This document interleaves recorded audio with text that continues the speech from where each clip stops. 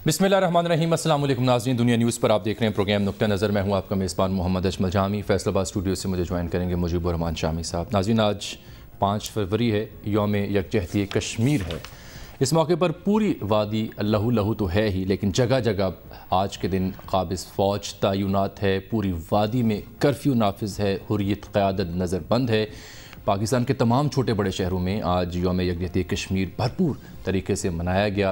कोहाला के तारीख़ी पुल पर इंसानी हाथों की ज़ंजीर बनाकर अपने जज्बात का इजहार किया गया। यही नहीं बल्कि अब ये मामला दुनिया भर के तमाम छोटे बड़े ममालिक तक भी पहुँचा है और बरतानिया की पार्लिमान में भी एक मुज़ाकरा हुआ जिसमें नॉर्वे के साबिक़ वज़ीर-ए-आज़म भी पहुँचे और मसला कश्मीर के हक़ में करारदाद पेश की गई। गो कि भारत ने बहुत कोशिश की कि ये इजलास ना हो सके। इसके अलावा दुनिया मीडिया ग्रुप ने भी लंदन में ही एक कश्मीर कॉन्फ्रेंस का इनेकाद किया जहाँ सदर जो हैं आज़ाद कश्मीर के वो भी शरीक हुए।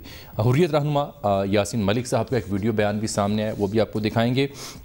और साथ आज इस दिन के मौके पर शामी साहब से हम ये गुफ्तगू करेंगे कि क्या कभी ऐसा भी हुआ कि इस तारीख़ में पाक भारत क़यादत जो है वो एक पेज पर आई हो, मसला कश्मीर के मुमकिन हल की तरफ बढ़ी हो, और वो क्या मुमकिन हल थे जिनकी हम ताबीर नहीं पा सके, और क्या वजह है कि अब एक डेडलॉक सा महसूस होता है मसला कश्मीर की जब हम बात करते हैं तो।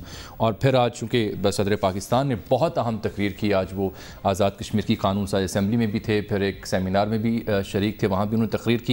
तो सदर पाकिस्तान ने आज रियासत के सरबराह होने के नाते बहुत उम्दा तकरीर करते हुए भारत से 8 बुनियादी मुतालिबात उन्होंने उठाए कि ये मुतालिबात भारत के सामने उन्होंने पेश किए।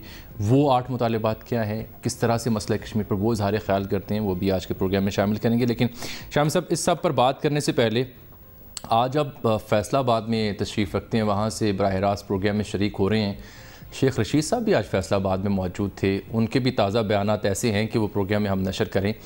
पहले तो ये महज इत्तफ़ाक़ है कि आप दोनों वहाँ मौजूद हैं या कुछ और वजह है? फिर मैं आता हूँ शेख साहब की गुफ्तगू की तरफ। देखिए, ये एक सुए इत्तफ़ाक़ कह लीजिए इसे या हुस्न इत्तफ़ाक़ कह लीजिए। ठीक, शेख रशीद साहब भी यहाँ हैं और मुख्तलिफ़ इज्तिमाआत से ख़िताब फरमा चुके हैं और चैम्बर ऑफ कॉमर्स भी तशरीफ़ ले गए थे, अगरचे कि वहाँ चंद मिनट ही काम किया उन्होंने, यानी बहुत थोड़ी गुफ्तगू की। तो उनकी जो गुफ्तगू है वो तो वही है जो वो इस्लामाबाद में करते हैं, रावलपिंडी में करते हैं, लाहौर में करते हैं। तो फैसलाबाद में कोई उन लोग की बात नहीं की उन्होंने। जो उनकी जो रशीदियात है वो यहाँ भी उनके साथ थी, उनकी अपनी लुग़त है, अपनी गुफ्तगू है, अपना अंदाज़ है, और वो सब कुछ उन्होंने जो फैसलाबाद से बाहर दूसरे शहरों में करते रहते हैं वही फैसलाबाद में किया और उसी तरीक़े से अपने मुखालफों पे फप्तियाँ कसी, टारगेट किया शरीफ फैमिली को। और लेकिन कुछ बिलावल भुट्टो जरदारी के मामले में हाथ हल्का कर दिया। कल तक तो ये कह रहे थे कि वो माफ़ी मांगेंगे तो उनको वो छोड़ेंगे, वगरना गोया उन्होंने जो एक हल्की फुल्की माजरत की थी उसको वो कबूल करने पर आमादा नज़र नहीं आते थे। लेकिन अब मालूम हुआ है कि उन्होंने अपने दुश्मनों की सफ़ जो है उसमें अजाफा करना मुनासिब नहीं समझा, तो आज वो बिलावल भुट्टो जरदारी के बारे में ज़रा हाथ हल्का रखे हुए थे। और मैं तो एक शादी में शिरकत के लिए यहाँ आया था और फिर हमारे एक बड़े सीनियर अखबार नवीस हैं मुनीर इमरान, वो अलील थे, उनकी मदाज पुरसी की, कुछ दोस्तों से, मुकामी दोस्तों से, अखबार नवीसों से मुलाकात हुई। फिर हमारे मौलाना मुजाहिदुल हुसैनी साहब हैं जो मौलाना शब्बीर अहमद उस्मानी के रहमतुल्लाह अलैह उनके जो हैं वाहिद ज़िंदा शागिर्द हैं और उनसे इस वक्त हमारा राब्ता है।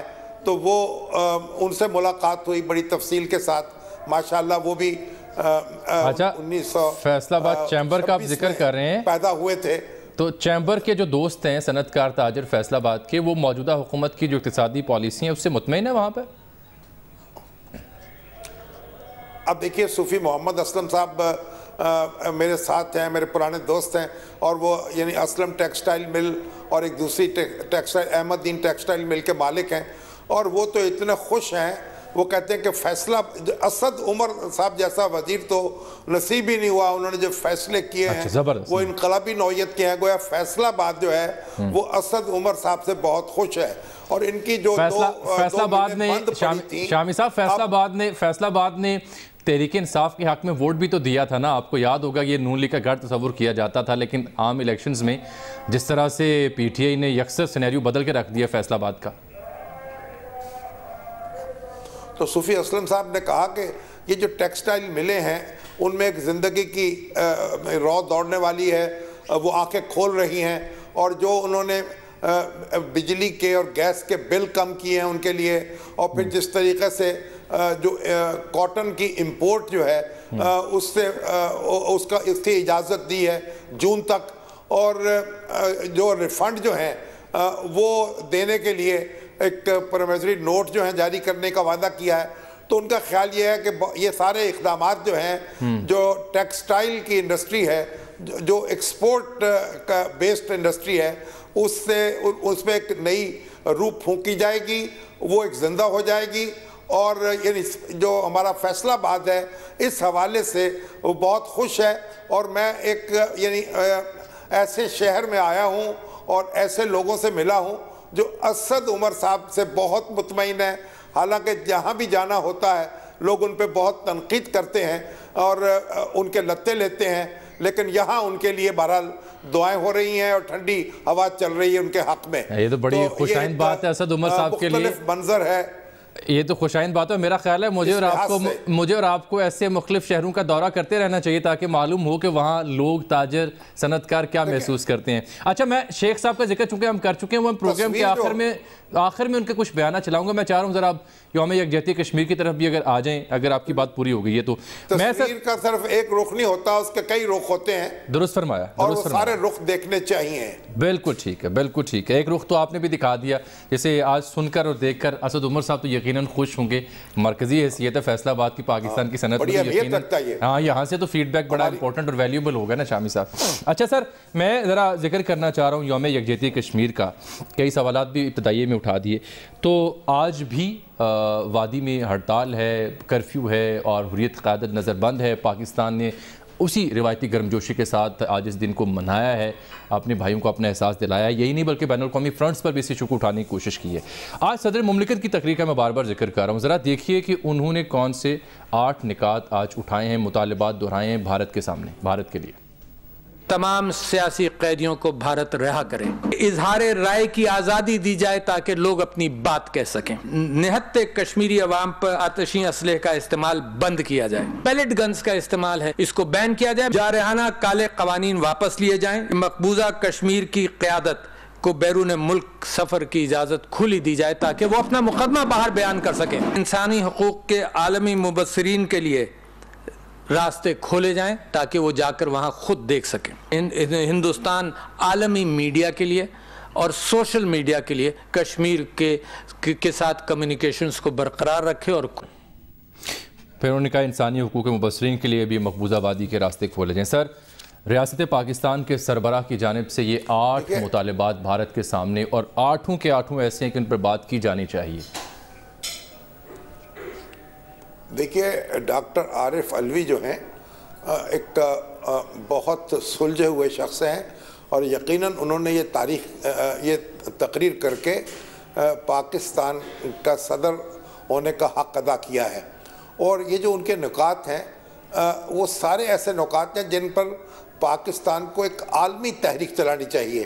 یعنی ایک بڑا مطالبہ ہے نا کہ آزادی کا, اس منزل تک پہنچنے کے لیے کچھ اقدامات بھی کرنے ہوں گے, کچھ دباؤ بھی ڈالنا ہوگا. تو جتنے بھی ان کے نقطے ہیں, یہ دنیا جو بھی مہذب دنیا ہے ان میں سے کسی سے بھی اپنے آپ کو الگ نہیں کر سکتی. اور یہ مطالبہ جو ہے, یہ سارے 8 نقطے جو ہیں, یہ ہر پاکستانی کی آواز بن جانے چاہیے اور ہر کشمیری کی آواز بن جانے چاہیے, اور دنیا کا ہر شہر جو ہے اور ہر ادارہ جو ہے ان سے گونجنا چاہیے. دیکھیں, یہ جو آج 5 فروری ہم مناتے ہیں یوم یکجہتی کشمیر کے طور پر, تو ایک تو اس سے آپ دیکھیے سری نگر سے لے کر کراچی تک اور کراچی سے لے کے اسلام آباد تک اور طورخم تک ایک جذبہ ہے اور ایک میسج ہے اور ایک ولولہ ہے. اور اس سے پوری دنیا جو ہے, بلکہ صرف پاکستان آزاد کشمیر اور مقبوضہ کشمیر نہیں, دنیا میں جہاں جہاں پاکستانی ہیں, جہاں جہاں کشمیری آباد ہیں, وہاں یہ یکجہتی جو ہے اس کا پیغام جاتا ہے اور متحدہ طور پر مہم چلائی جاتی ہے، جلسے ہوتے ہیں، جلوس نکلتے ہیں اور پوری دنیا کی توجہ مبذول کرائی جاتی ہے۔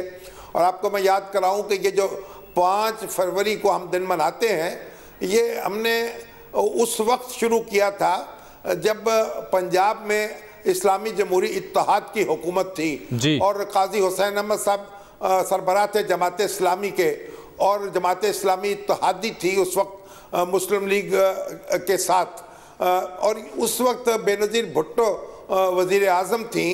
تو پنجاب حکومت نے اور IGI نے ایک کشمیر کے مسئلے پہ اپنا دباؤ بڑھانے کے لیے یہ یکجہتی کا دن منانے کا فیصلہ کیا تھا، جس میں پھر وفاقی حکومت بھی شریک ہوئی اور اس کے بعد یہ قومی دن بن گیا۔ اب ہر حکومت جو پاکستان کی ہے اور ہر سیاسی جماعت جو ہے وہ اس کو مناتی ہے، اور بلکہ ہر کشمیری اس کو مناتا ہے اور ہر پاکستانی اس کو مناتا ہے، اور یہ ایک کشمیر کی آزادی کے حوالے سے ایک بڑی بنیادی اہمیت ہو گئی ہے اس دن کی۔ چلیں اس پہ ہم آگے بات بھی کریں گے۔ ہمارا جذبہ ہے شام صاحب، ابھی پروگرام میں شامل گفتگو کرنا ہم چاہ رہے ہیں جناب عبدالباسط صاحب کو، سابق ہائی کمشنر رہے ہیں پاکستان کی جانب سے بھارت میں، بڑا کلوزلی انہوں نے اس سارے معاملے کو دیکھا، کشمیری قیادت سے بھی رابطے میں رہے، بلکہ اسی وجہ سے بھارت اکثر ان سے نالاں بھی رہا ہے، تو انہوں نے اس معاملے پر بڑا غور کیا ہے، بڑی ان کی تحقیق بھی ہے، ان کو شامل گفتگو کرتے ہیں آج یوم یکجہتی کشمیر کے حوالے سے۔ السلام علیکم باسط صاحب۔ جی وعلیکم السلام۔ شامی صاحب فیصل آباد اسٹوڈیو تشریف رکھتے ہیں، آپ کو سن بھی پا رہے ہیں، آپ سے مخاطب بھی ہوں گے آج سر، جس طرح سے جی باسط صاحب آج جس طرح سے صدر مملکت نے جو بڑی ایک تقریر کی، اس میں 8 مطالبات کیے ہیں بھارت سے، بنیادی حقوق سے متعلقہ یہ مطالبات ہیں، اور دوسری طرف ہم وادی میں جا کے دیکھتے ہیں تو کل مودی جی وہاں گئے تھے، ڈل جھیل میں کشتی میں پھر رہے ہیں اور خالی کیمرے وہاں کھڑے ہیں جن کو ہاتھ ہلا رہے ہیں، تاثر یہ دے رہے ہیں جیسے پتہ نہیں عوام کا ایک جمع غفیر وہاں ان کا استقبال کر رہا ہے۔ تو یہ ہو کیا رہا ہے وادی میں، اور پاکستان اپنی حیثیت میں کیا کر سکتا ہے اس معاملے کو ہائی لائٹ کرنے کے لیے؟ دیکھیے، جہاں تک مقبوضہ جموں اور کشمیر یا کشمیریوں کا تعلق ہے، انہوں نے تو یہ واضح کر دیا ہے کہ اپنی جدوجہد سے کہ وہ اب آزادی کی منزل کی طرف گامزن ہے، اور کوئی چیز بھی اب آزادی سے کم یا جو پلیبسسٹ ہے اس سے کم ان کو ایکسیپٹیبل نہیں ہوگی۔ جہاں تک بھارت کا تعلق ہے، 9/11 کے بعد اس نے کوشش کی ہے کہ اس جدوجہد کو دہشت گردی کے ساتھ منسلک کیا جائے، اور جہاں تک پاکستان کا تعلق ہے، میں سمجھتا ہوں کہ ہمیں بہت کچھ کرنا ہے۔ جس طرح شامی صاحب فرما رہے تھے پروگرام کے پہلے حصے میں کہ ہمیں ایک اسٹریٹجائز کرنا ہے کشمیر کو۔ جہاں تک کشمیریوں کا تعلق ہے، وہ تو قربانیاں دے رہے ہیں، 1 لاکھ کے قریب لوگ شہید ہو چکے ہیں، ہماری مائیں بہنیں اپنی عصمتیں گنوا چکی ہیں، اور وہاں کی معیشت بھی تباہ و برباد ہو چکی ہے۔ لیکن کوشچن یہی ہے کہ کیا یہ ایک آج یوم یکجہتی جو ہم منا رہے ہیں، کیا یہ کافی ہے، یا 27 اکتوبر کو ہم بلیک ڈے منائیں گے، کیا وہ کافی ہے؟ یہ تو دیکھیے 365 دن کا کام ہے، اور ہمیں اب یہ سوچنا ہے کہ ہمیں آگے کس طرح بڑھنا ہے اس کشمیر کو لے کر اور اس کاز کو لے کر۔ اس کے لیے بہت سے کام کرنے والے ہیں۔ آج صدر محترم عبدالباسط صاحب، جی فرمائیے۔ عبدالباسط صاحب، آپ ایک ہمارے سیزن ڈپلومیٹ ہیں، اور آپ انڈیا میں بھی ہائی کمشنر رہے، اور آپ نے بڑی جرت کے ساتھ وہاں پاکستان کا اور کشمیر کا موقف پیش کیا، تو آپ کیا دیکھتے ہیں کہ ہمیں کس طریقے سے کون سے اقدامات کرنے چاہیے، اور بھارتی سماج جو ہے اس میں اس کو متوجہ کرنے کے لیے کیا کام کرنا چاہیے؟ یعنی عالمی رائے عامہ کو بھی اور بھارتی رائے عامہ کو بھی ہم کیا کر سکتے ہیں، اور کس طرح ہمیں آگے بڑھنا چاہیے؟ جی میں عرض کرتا ہوں۔ پہلی بات تو یہ دیکھیے، اس حکومت کو آئی بھی تقریباً 6 ماہ کا عرصہ ہو گیا ہے، اور ابھی تک کوئی پارلیمنٹری کمیٹی کشمیر نہیں بنا سکے۔ پہلا تو یہ اقدام میں سمجھتا ہوں بہت ضروری ہے کہ انہیں فوراً کر دینا چاہیے، اور پھر اس دفعے ایسے شخص کو لگائیں جو واقعی کشمیر کے ساتھ کمٹمنٹ رکھتا ہو۔ دوسرا میں سمجھتا ہوں کہ پاکستان کی جو ساری کشمیر ڈپلومیسی ہے اس کو انٹرنلی اور ایکسٹرنلی کوآرڈینیٹ کرنے کے لیے، اور ہمیں بھارت کو اور دنیا کو بتانے کے لیے ضروری ہے کہ ہمیں ایک special envoy on Jammu and Kashmir appoint کرنا چاہیے، جو صرف اور صرف کشمیر کے حوالے سے کام کرے۔ تیسری بات جو یہ ہے، ہم جانتے ہیں کہ بین الاقوامی سطح پہ جو حکومتیں ہیں، بھارت کے مرکنٹائل انٹرسٹ ہیں، کمرشل انٹرسٹ ہیں، اس لیے وہ پذیرائی ہمیں نہیں ملتی. اب ہمیں یہ کرنا ہے، جس سے بھی شاہ محمود قریشی صاحب UK گئے ہوئے ہیں، ہمیں اب سول سوسائٹی کو اپروچ کرنا ہے، تھنک ٹینکس کو اپروچ کرنا ہے، یونیورسٹیز میں جانا ہے، کالجز میں جانا ہے، میڈیا کے ساتھ دنیا میں انٹریکٹ کرنا ہے، تاکہ سول سوسائٹی کا پریشر اپنی حکومتوں پہ ہم ڈیولپ کر پائیں. یہ کام ہم نے نہیں کیا پچھلے سالوں میں، جو ہمیں کرنا چاہیے. پھر چوتھی بات جو میں کہنا چاہتا ہوں وہ یہ ہے کہ حکومت پاکستان کو بھی کنفیوژن کا شکار نہیں ہونا چاہیے. آپ جانتے ہیں کہ مشرف صاحب کے 4 پوائنٹ فارمولا نے اور پھر ہماری اوفا جوائنٹ اسٹیٹمنٹ جو 10 جولائی 2015 کی تھی، انہوں نے بہت کنفیوژن کشمیر کے حوالے سے ہی پہنی تھی، جو کہ مقبوضہ جموں اور کشمیر کے لوگ اس ہیجان کا شکار ہو جاتے ہیں. تو ہمیں بالکل ایک قسم کا جو جموں اور کشمیر کی ہماری پالیسی ہے اس پہ ہمیں کھڑے رہنا ہے. ہمیں ڈائیلاگ کی بات کرنی ہے، لیکن وہ بھی جموں اور کشمیر کے تناظر میں کرنی ہے. بدقسمتی یہ ہوئی کہ کمپوزٹ ڈائیلاگ میں جہاں 8 سیگمنٹس آئے، وہاں جموں اور کشمیر بھی ایک ایشو بن گیا. حالانکہ ایشو نہیں ہے، یہ ایک ڈسپیوٹ ہے اور بنیادی ڈسپیوٹ ہے. ہمیں یہ فرق بھی واضح کرنا ہے اور پھر دنیا کو بتانا ہے کہ اس کے بغیر جو ہے پاکستان اور بھارت کے درمیان تعلقات نارمل نہیں ہو سکتے. اور جو لوگ پاکستان میں یہ کہتے ہیں کہ ہمیں بھارت کے ساتھ تعلقات بڑھانے چاہیے، جموں اور کشمیر کا مسئلہ بیک برنر پہ ڈال دینا چاہیے، میں سمجھتا ہوں کہ وہ احمقوں کی جنت میں رہتے ہیں. جب تک جموں اور کشمیر کا تنازع حل نہیں ہو سکتا، اور میں یہ اپنی فرسٹ ہینڈ ایکسپیرینس کی بنیاد پہ کہہ رہا ہوں کہ پاکستان اور بھارت کے درمیان مکمل طور پہ اعتماد بحال ہی نہیں ہو سکتا، تعلقات نارمل ہو ہی نہیں سکتے. تو یہ ایک بنیادی ایشو ہے جس کو ہم نے دنیا میں اٹھانا ہے. ٹھیک ہے، ہمیں اس وقت کامیابی نہیں ہو رہی، لیکن تحریکیں اس طرح ہی چلتی ہیں، اپنا وقت لیتی ہیں.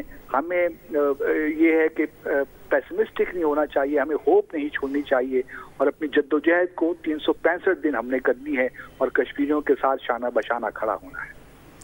باسط صاحب یہ فرمائیے گا کہ جب باسط صاحب ایک شامی صاحب کچھ پوچھنا چاہ رہے ہیں. جی شامی صاحب. جی باسط صاحب، جو ایک نقطہ نظر ہے جو پرویز مشرف صاحب بھی جس کا اظہار کرتے رہے اور کئی دوسرے حضرات بھی کرتے ہیں، اور خورشید محمود قصوری صاحب نے اس پہ کتاب بھی لکھی، کہ وہ کہتے ہیں کہ ہمیں مرحلہ وار، اگر ہم ایک دم آگے نہیں بڑھ سکتے تو مرحلہ وار ہمیں آگے بڑھنے کی کوشش کرنی چاہیے.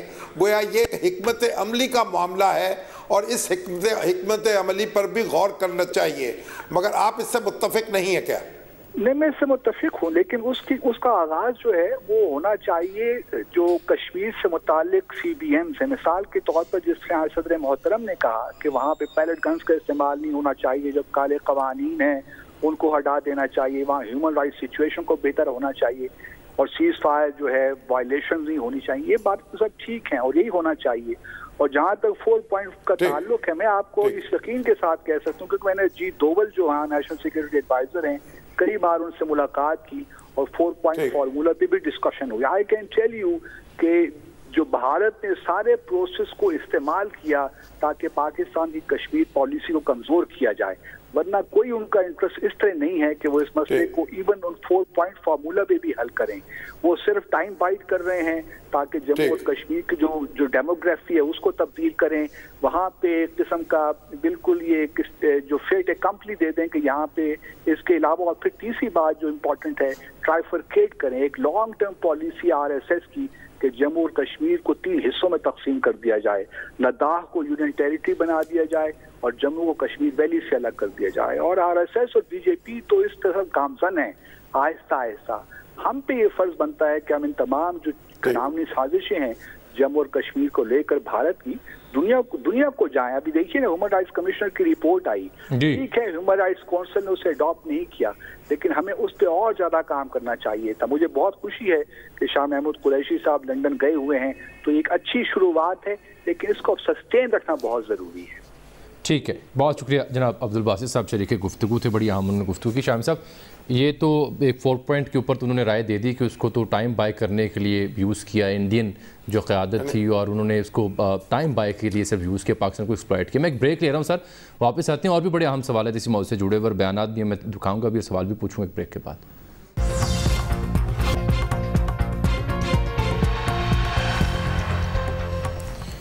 ویلکم بیک ناظرین. آج پروگرام میں ہم بات کریں یوم یکجہتی کشمیر کی، اور پاکستان اس مسئلے کو ہائی لائٹ کرنے کے لیے کیا کر سکتا ہے. کچھ ماضی میں بھی جھانکنے کی ہم کوشش کر رہے ہیں کہ کیا کبھی قیادتیں آن بیٹھی ہیں میز پر اور کبھی ایسا کوئی حل ملا ہے جس کو واقعی جس کی تعبیر ممکن بنائی جا سکے. اس پر ہم بات کریں. شامی صاحب, سب سے پہلے تو اس پروگرام کے اس چنک میں میں چاہ رہا ہوں ذرا آپ کو صدر مملکت کا ایک اور بیان سنا دوں. کچھ تاریخ پر بھی وہ روشنی ڈال رہے ہیں اور کچھ شکوہ کر رہے ہیں. آئیے دیکھتے ہیں کہ وہ کیا کہتے ہیں گرداسپور کے حوالے سے.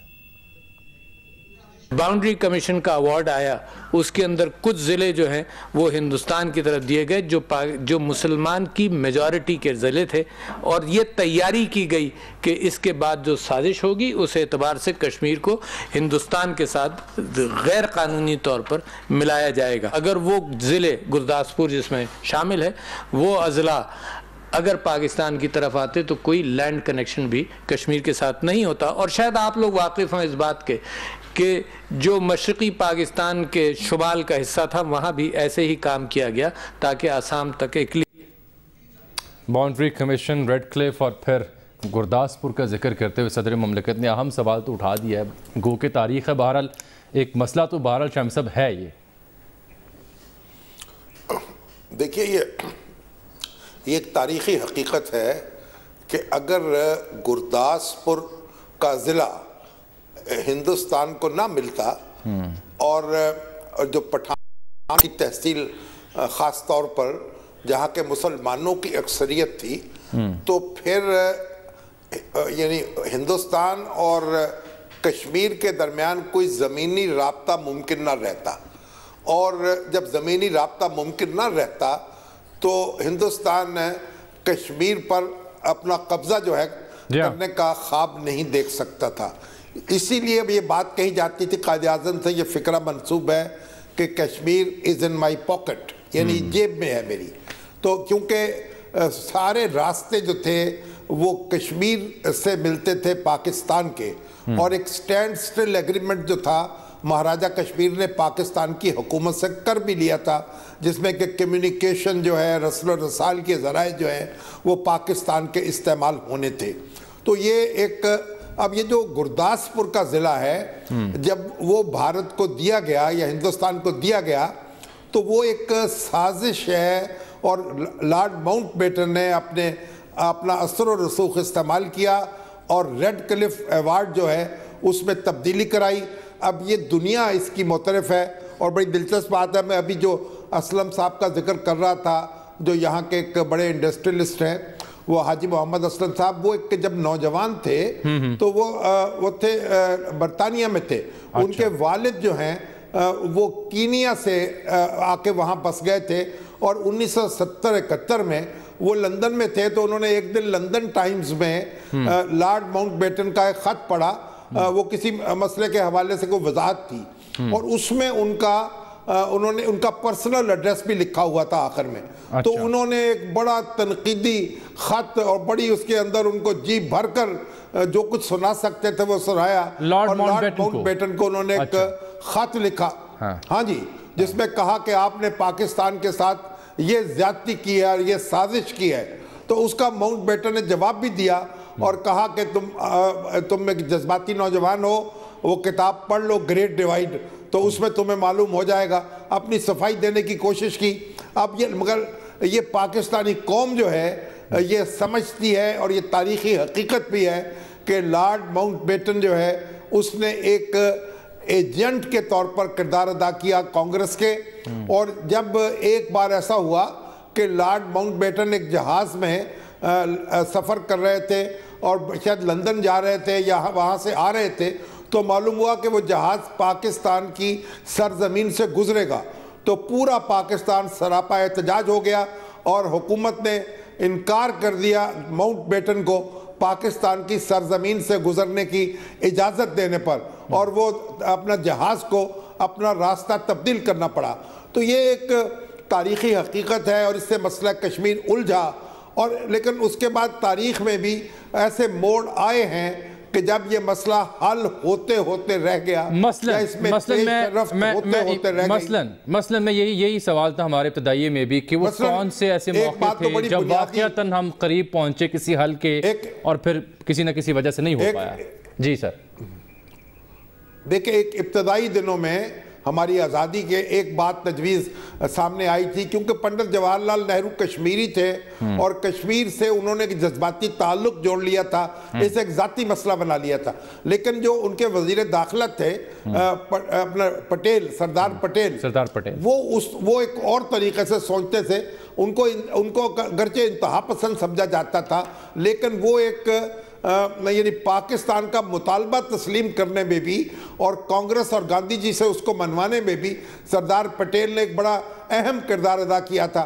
تو سردار پٹیل نے یہ ایک کوشش کی تھی اور پیشکش کی تھی کہ اگر پاکستان حیدرآباد کے معاملے سے دستبردار ہو جائے اور نظام کی جو خواہش ہے حیدرآباد کو آزاد رکھنے کی اس کا ساتھ نہ دے، اس کی حمایت نہ کرے، تو کشمیر کا معاملہ جو ہے وہ ہندوستان اسے حل کرنے کو تیار ہے یا اس سے کوئی دستبرداری اختیار کرنے کو تیار ہے.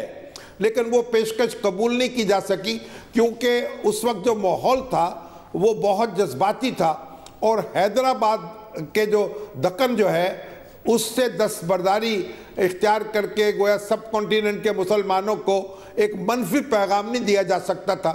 تو ہماری قیادت نے سمجھا کہ کشمیر پر قبضہ تو کسی طریقے سے قائم رہ ہی نہیں سکتا انڈیا کا، تو پھر اس میں حیدرآباد دکن میں کنسیشن کیوں دیا جائے. لیکن بہرحال یہ ایک تاریخ کا ایک حصہ ہے اور اس میں محفوظ ہے. اور اس کے بعد پھر آپ دیکھیے جب پنڈت جواہر لال نہرو جو ہیں آخری دنوں میں ان کی عمر کے انہوں نے شیخ عبداللہ کو رہا کیا، جو بڑے طویل عرصے تک ان کو قید رکھا، کیونکہ انہوں نے جو اسمبلی تھی مقبوضہ کشمیر کی اس سے وہ قرارداد منظور کرانا چاہتے تھے بھارت میں کشمیر کو مرج کرانے کے لیے اور اس کے اسپیشل سٹیٹس کو ذوق پہنچانے کے لیے. تو عبداللہ اس پہ تیار نہیں تھے، تو پھر ان کو گرفتار کیا گیا اور جیل میں ڈالا گیا. پھر بخشی غلام محمد اور غلام صادق جو ہیں ان کی حکومتیں وہاں قائم ہوئیں. تو یہ اس طریقے سے بھارت نے کشمیر کا جو خصوصی سٹیٹس تھا بھارتی آئین میں اس کو کمزور کرنے کی کوشش کی. لیکن جب دیکھا کہ مسئلہ کسی طور حل نہیں ہو رہا تو پنڈت جواہر لال نہرو نے شیخ عبداللہ کو پاکستان بھجوایا اور فیلڈ مارشل ایوب خان سے وہ ملے. یہاں بڑے جلسوں سے بھی انہوں نے خطاب کیے اور لگ رہا تھا کہ کوئی مسئلے کا حل نکل آئے گا. لیکن اسی شیخ عبداللہ پاکستان ہی میں تھے کہ پنڈت جواہر لال نہرو کو برین ہیمریج ہوا اور وہ اس دنیا سے رخصت ہو گئے.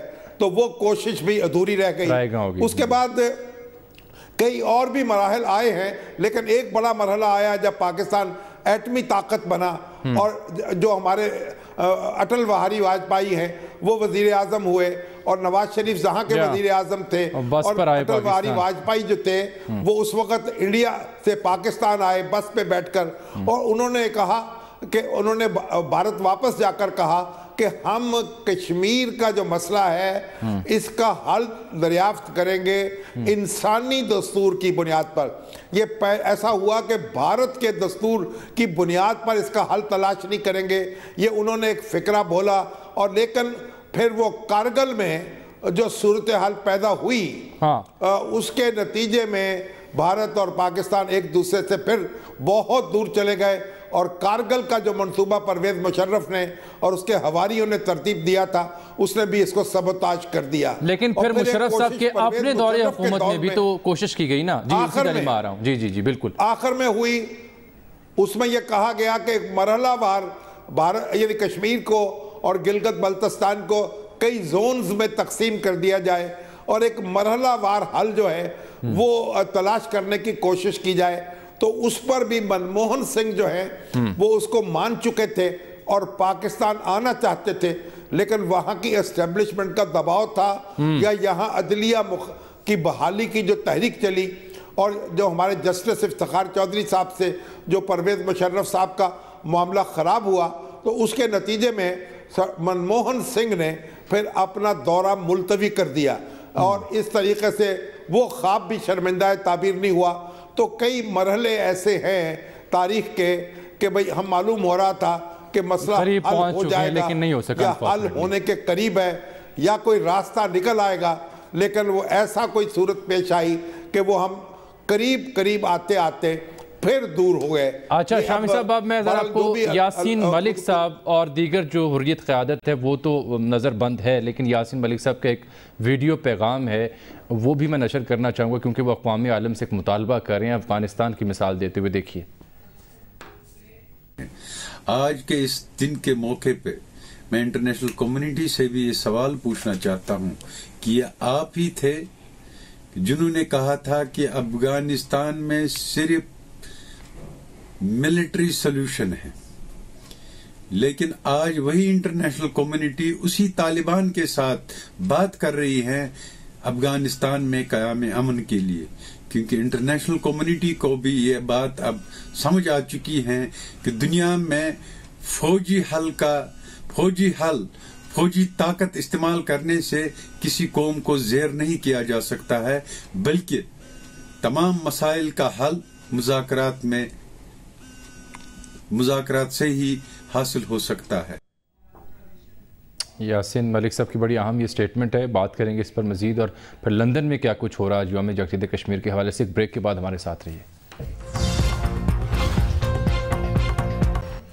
ویلکم بیک ناظرین. شامی صاحب، برطانوی پارلیمان میں بھی کشمیر کانفرنس ہوئی ہے، اراکین پارلیمان اور ناروے کے سابق وزیر اعظم بھی وہاں موجود تھے، اور بھارتی جارحیت اور بربریت کے خلاف متفقہ قرارداد بھی منظور کی گئی. بہت کوشش کی بھارتی لابیسٹ نے کہ یہ اجلاس رکوایا جا سکے، لیکن ایسا نہ ہو سکا. اس کے علاوہ دنیا میڈیا گروپ نے بھی ایک کانفرنس کا اہتمام کیا جہاں صدر آزاد کشمیر بھی موجود تھے. اظہر جاوید صاحب نے ہمیں لندن سے جوائن کیا ہے.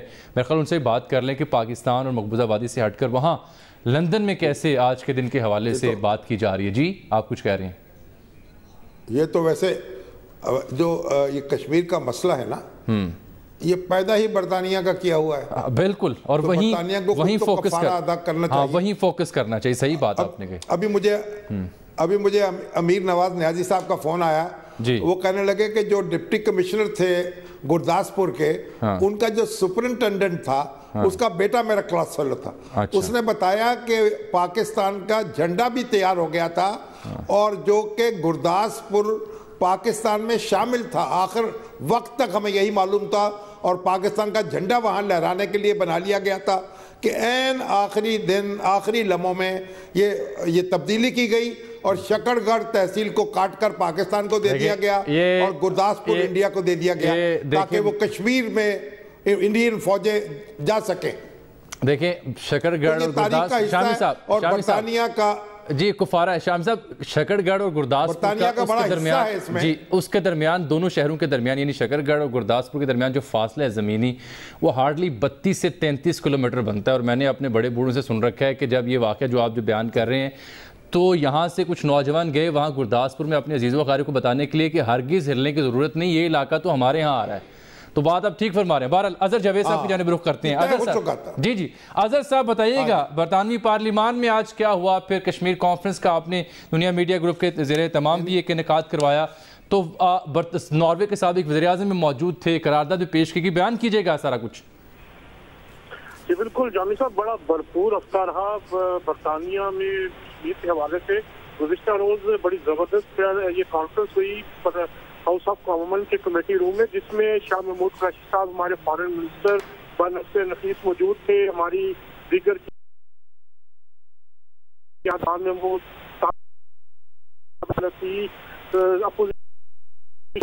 سمیت ممبران برٹش پارلیمنٹ کا ان کا بڑا انٹرسٹ تھا. سابق وزیر اعظم ناروے بھی وہاں موجود تھے. بڑا بھرپور طریقے سے شاہ محمود قریشی نے بھی وہاں پہ مسئلہ اٹھایا. انہوں نے بڑا تفصیلی طور پر بیان کیا جو مسائل جو مظالم ڈائے جا رہے ہیں، اور تمام جو اراکین جو اس وقت پارلیمنٹ سے موجود تھے انہوں نے اس بات پر اتفاق کیا کہ جو یونائٹڈ نیشن کی قرارداد ہے اس کے مطابق کشمیریوں کو اپنے رائے نہیں ملنا چاہیے. اسی طرح کا آج جو بڑا اہم چل رہا ہے کہ ڈاؤننگ اسٹریٹ جو برطانوی وزیر اعظم کی بحث کا اس کے سامنے اس وقت ہزاروں کشمیری پاکستانی جمع ہے اور اس وقت مظاہرہ کیا جا رہا ہے بات کی بربریت کے خلاف. یہ مظاہرہ جو ڈاؤننگ اسٹریٹ کے سامنے ہو رہا ہے اس میں بھی تمام پارٹیز اکٹھی ہیں. تو یہ بڑی یکجہتی کا دن ہمیں دیکھنے میں آئے. دنیا میڈیا گروپ کے تحت بھی پریس جو کشمیر کانفرنس ہوئی اس میں بھی سردار مسعود کا جو پریزیڈنٹ ہے آزاد کشمیر کے وہ خود بھی تشریف لائے، اس میں بھی دیگر پارٹی کے رفیق تھے. تو یہاں سے برطانیہ کے جو کشمیری پاکستانی انہوں نے اپنا حق ادا کیا ہے انہوں نے جو لابنگ کی کشمیر کے حوالے سے بڑا بھرپور ہمیں نظر آیا کافی دیر کے بعد کہ یہاں پر اتنی بھرپور اور مؤثر آواز آئی ہے، اور یہاں پر لوکل جو خاص طور پر جو انڈین ہائی کمیشن ہے وہ بڑا پریشان یہ بڑی کوششیں کی۔ برطانوی پارلیمنٹ کے جو ارکان ہیں ان میں سے ان کا کیا رد عمل رہا؟ کتنی بڑی تعداد میں شریک ہوئے وہ اس کانفرنس میں جو پارلیمنٹ ہاؤس میں منعقد ہوئی؟ جی، ایک تو برطانوی پارلیمنٹ کے پاکستانی نژاد اراکین ہیں جن میں تقریباً 12 سے 15 جو ہیں، جن میں ہاؤس آف لارڈز کے ممبر بھی ہیں، ہاؤس آف کامنز کے ممبر بھی ہیں۔ اس کے علاوہ جو یہاں کے لوکل سفید فارم جو ممبران پارلیمنٹ ہے، تقریباً 20 سے 25 کے قریب اراکین پارلیمنٹ بھی موجود تھے۔ عام پارٹی پارلیمنٹری گروپ ہے جو کشمیر پہ، اس کے اندر تقریباً 70 سے 75 جو اراکین ہیں پارلیمنٹ کے وہ اس کا حصہ ہیں۔ تو ایک بڑی تعداد موجود تھی جنہوں نے محسوس کیا، ان کو جب پریزنٹیشن کی گئی، جو رپورٹ پیش کی گئی، تو جو تمام اراکین پارلیمنٹ جو ہے برطانوی وہ اس بات پہ متفق تھے کہ جو ظلم کیا جا رہا ہے کشمیر میں اس کو رکنا چاہیے، اور جو اقوام متحدہ کی قراردادیں اس کے مطابق اس مسئلے کا حل کیا جائے۔ لیکن اہم بات میں بتانا چاہتا ہوں، انڈین ہائی کمیشن ہے، انڈین ہائی کمیشن نے بھرپور کوشش کی، بڑا پروپیگنڈا کیا گیا برطانوی حکومت کو روکنے کی بھی، ایون آپ کہہ سکتے ہیں کہ جو پارلیمنٹ ہے وہاں سے بھی کوشش کی گئی، لیکن کیونکہ یہ آزاد جمہوری ملک ہے لیکن وہ اپنی اس کانفرنس کو نہیں رکوا سکے۔ اور آج بھی جو بڑا مظاہرہ ہو رہا ہے ڈاؤننگ اسٹریٹ کے سامنے، اس میں ہزاروں کشمیری پاکستانی موجود ہے، بھارت کے خلاف احتجاج کر رہے ہیں۔ ٹھیک، آزاد صاحب بہت شکریہ آپ کا۔ شام صاحب پروگرام وقت یہاں ختم ہوا چاہتا ہے، ہم نے کچھ شیخ رشید صاحب کے بیانات بھی رکھے تھے، ان کا ذکر بھی کرنا تھا، اور نواز شریف اچھا ہوا جی آج کا دن جو ہے نا کشمیر کے نام رکھے، آج کا پروگرام ہو گیا اس میں آلودہ کرنے کی ضرورت نہیں ہے پاکستانی سیاست سے۔ پاکستانی سیاست کو ہم نہیں ڈال رہے، اسی لیے میں نے گزارش کی نا کہ وہ پروگرام تو تھا لیکن اسی موضوع پر، اور مغلظ سیاست سے تو بالکل آلودہ نہیں کرنا بالکل۔ وہ تو آپ کو پتہ ہے اب آج کل تو آئے دن کہیں نہ کہیں سے ایسی گفتگو آ جاتی ہے جو آپ رکوا دیتے ہیں، یہ نہ نشر کیجیے گا۔ بہرحال پروگرام وقت یہاں ناظرین ختم ہوتے، اس دعا اور امید کے ساتھ کہ ایک دن کشمیر کے ہمارے بہنیں بھائی جو ہیں وہ آزاد فضا میں انشاءاللہ ضرور سانس لیں گے۔ اجازت دیں، اللہ حافظ۔